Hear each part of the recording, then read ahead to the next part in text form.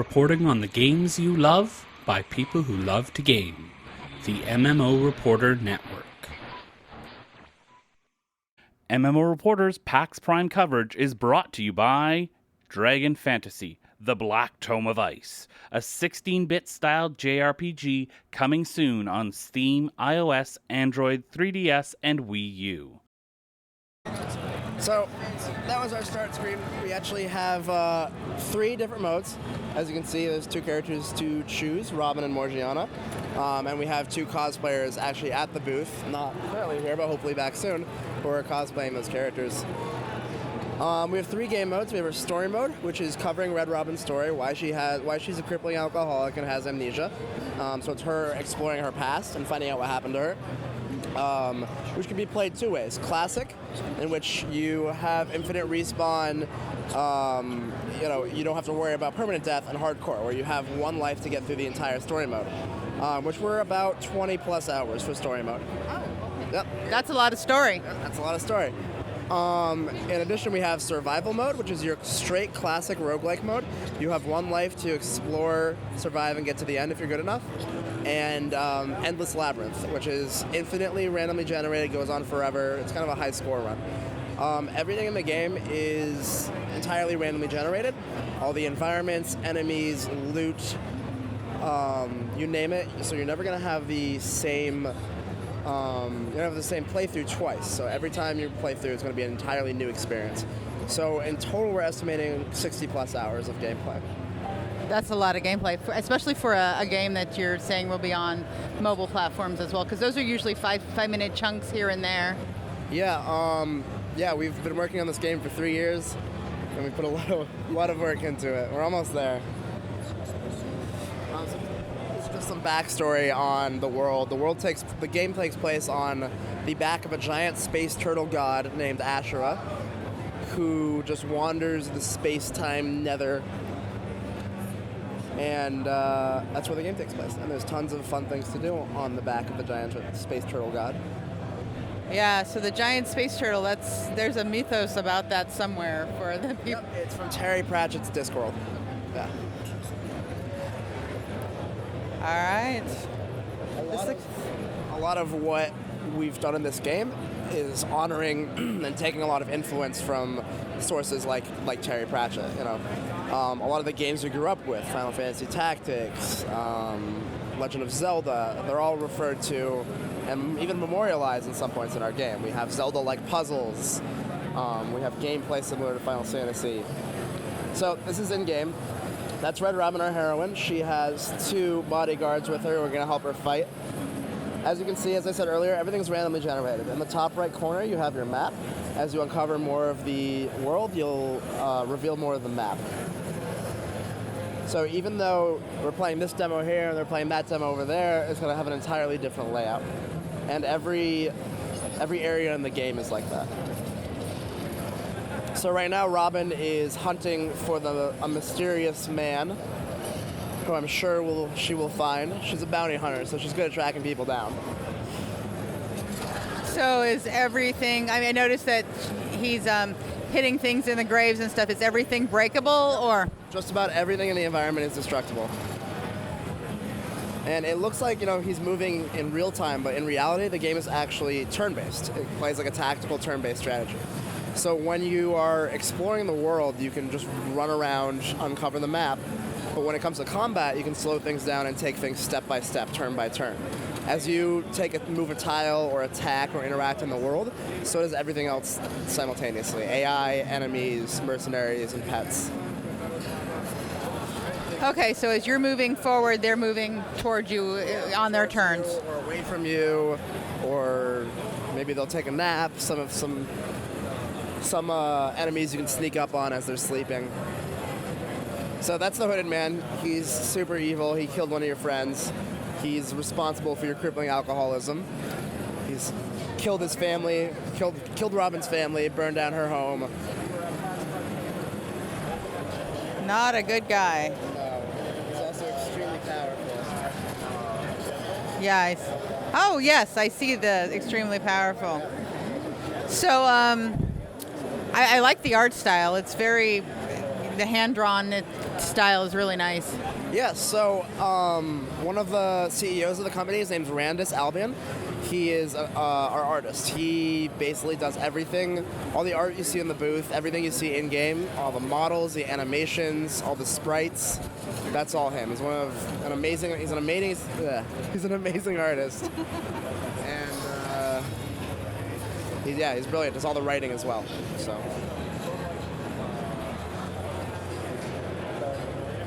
as you can see, he's summoning skeletons. Red Robin is fighting diligently, dropping bombs, using magic powers. She's pulled out her shotgun. There's tons of different ways to play the game. You can be a melee attacker, a melee brawler. You can be a ranged sniper. You can use magic abilities. You're not restricted. And we want people to explore the game and find the best builds. That looked a little tough. Yeah, but don't worry, it's just a dream sequence. I see. Sneaky. So yeah, Robin had a little bit too much to drink last night. Had some crazy nightmares, and she's talking to her dog now. That's her hangover face. That hangover face is pretty awesome. Yeah. So, Scott, let's switch over to the cemetery.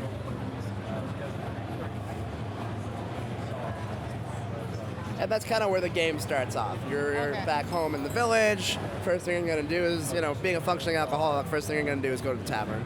Yeah. But to find out what happens at the tavern, you'll have to play it. All right, so if we want to find out what happened.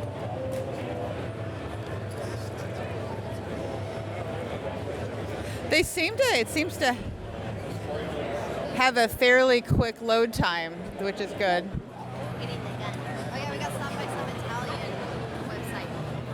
We're going to get you in the video at the end of this. Okay. These are our wonderful cosplayers. I'd love to give them a shout out. Okay, so this is the old cemetery. This is actually a bonus area after you beat the story mode. It's full of traps and puzzles and deadly enemies. And it's a big old ancient labyrinth with goodies in it. Of course, there's going to be some loot around. We have a full array of magical abilities and weaponry down there. We have some potions on the bar. Actually, instead of potions, being an alcoholic, when Red Robin needs to restore health, she goes to alcohol. So the more she drinks, the drunker she gets, and then she goes into a drunken rage, which we'll see later. And she goes crazy. She gets a huge damage buff, but you lose control of her. So you have no control over what she's doing. So she might get herself killed, or she might wipe out everything in the room.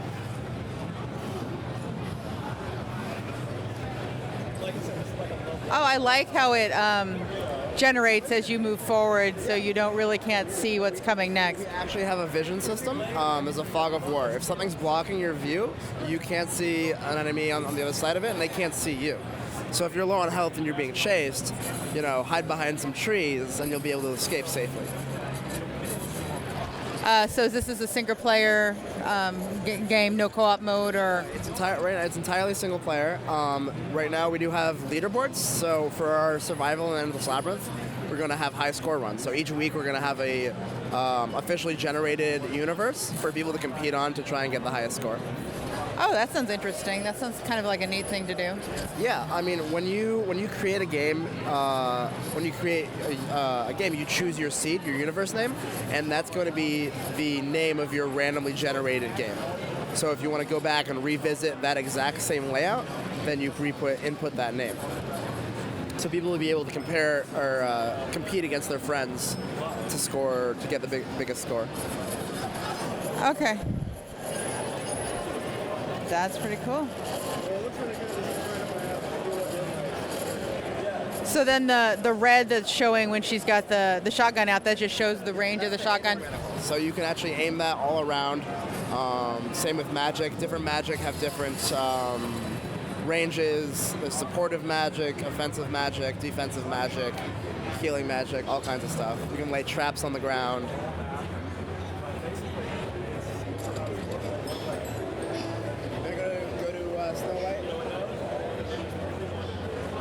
That's pretty cool. So this next zone is the Snow White strip club. Awesome. Yep. So So we're looking at a P rating or an M rating on this. we just got our pegging rating in this week. We're 16 plus for Europe. We're going to be probably rated T for ESRB. The game is chock full of tongue-in-cheek, black, crude humor, sexual innuendo, lewd jokes, puns. You know, prepare to be slightly offended. We have a skeleton stripper. We have the proprietor and owner of the bar is on the strip pole. Everybody has something funny and interesting to say. What do you say we go talk to them, Scott? So, that's Mr. Snow. He's super sassy. He goes, bitch, please. Like, he's a big dancer. And then we have a skeleton over there who makes a bunch of funny jokes like, touch my oily bones, or I got a boner, or I have a PhD in boning. So, these kind of characters are all around the world. We try to make them unique and populate the world with interesting characters. Not all of them are good. Some of them are very seedy. You know, we are at the Snow White Bar, which is the Mos Eisley Cantina of Ashura. It's very shady, and it's full of shady individuals. But you have business here. All right. Oh yeah, drunken rage. So, if you drink enough, as you see, you'll go into a drunken rage and lose control. So, drunken rage mode. There she goes. So you got the drunken rage face on the right, and we've lost control of her. She got herself killed. So there's pros and cons to going into a drunken rage. So you got to be careful how much you drink. Let's go to Kraken. All right, so you've got to balance how much you drink to keep healed with too much drinking, and you can get yourself killed. Okay. Okay. Real quick, let's show them all the inventory stuff. All the start. Show them the start screen. All the equipment and pets and. I think we have. Like last year. We might have. Yeah. So we're pretty hefty at RPG. You want to go to the equipment screen? So we have tons and tons of slots and tons of things to put in those slots. Oh, yay. I love inventory slots. Yep. We have all these stats to alter how you're attacking. You can build yourself however you want. If you want to have certain kinds of elemental defenses or attacks, then you can do that. Different weapons have different ranges and abilities attached to them. There's different kinds of ranged weapons. There's shotguns, pistols, rifles. Apparently there's laser guns now. So they just added the laser guns and went, hey, laser gun. Last night we did a Twitch stream at Amazon HQ and announced a bunch of this stuff. So he's equipping some magic spells to take on a huge boss called the Kraken. You should take your pets with you too. I saw you got some in your inventory. So we have a bunch of pets. You can actually equip 2 of them at once, and they help you out in battle. All right.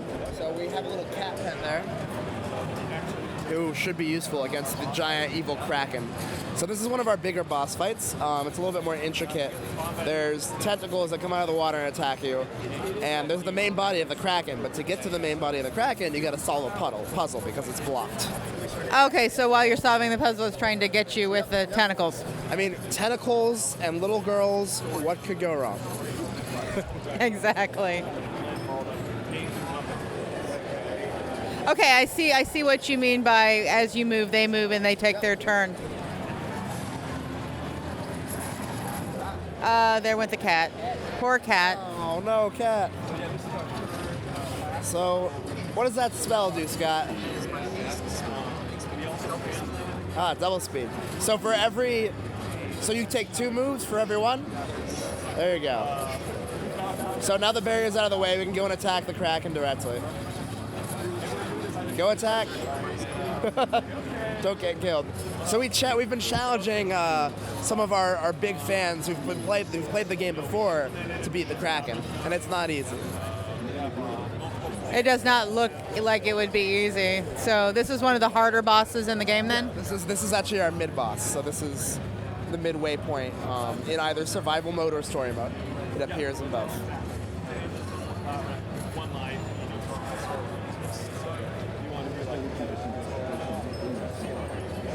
All right. No damage, huh? And then Drunken Rage mode. Does a lot of damage, but he's not going to make it. And he didn't win. Let's do just a little bit of survival mode. So I like to show off survival mode because it really shows off the environments in the game. A lot of them are visually stunning, very unique, and they all have unique enemies. So like there's a spider forest that is primarily inhabited by spiders. There's a snowy area, there's all kinds of different environments to explore. And again, they're all randomly generated, so you're never going to have the same playthrough twice. So are there like talent trees, skill trees, things like that in the game? There are not, but as you're exploring, you level up, and there's all those stats to evolve.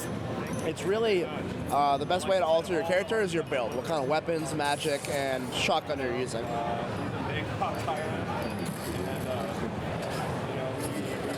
So this survival modes go as long as you can with one life, and Yep. It's just pure roguelike. You have one life to get as far as you can, maybe even beat it. And you're just dropped in the forest with no weapons or items, so you have to explore, discover, find new armor and weapons, and make your way through the zones. Which that would be me. do one more on PC, see if we can get a unique environment. And it's like our other modes. It's full of puzzles, traps, loot, enemies, elite bosses. So you said it's randomly generated, but for example, it looked like there was like a water heater up there. You will know about the third time you see the water heater, no matter where it lands, what you'll do with it, right? Yeah, I think the water heater is actually just a piece of destructible environment. But like, for example, we have the altar over there, which you can actually, it's an altar to the gods. So you can make an offer to them, and they'll either approve of your offer or disapprove and curse you, as he just did. So now Robin's cursed and she has a debuff, which was not good. So as you explore, you find out what the altars do. What kind of gear do they like? What do they not like? What else can they do? Do they have secrets? Can you unleash the power of the gods? Who knows? All right, so you'll have two playable characters. You're going to have Robin and... We have 7, actually. For story mode, you can play Robin or Morgiana. But for survival and labyrinth, there's 7 different characters, I think. So we have Robin and Morgiana. Morgiana's a little bit squishier, but she does more damage. She's kind of the assassin-y type. And then there's skeleton skin, zombie skin, and I think we have a sheep, an attack sheep, which was one of our Kickstarter tiers. Oh, very cool, very cool.